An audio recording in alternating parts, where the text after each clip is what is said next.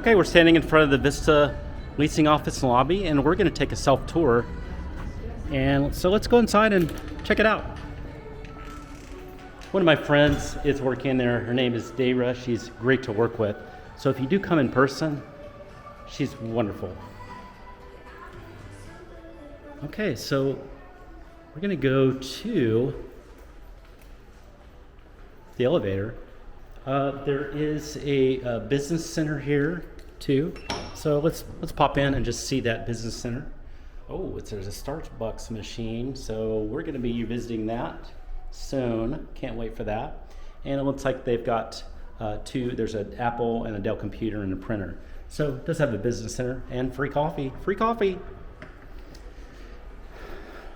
There's really not a lot of units in the Vista. So you can see it's not a terrible amount of units, and I like that.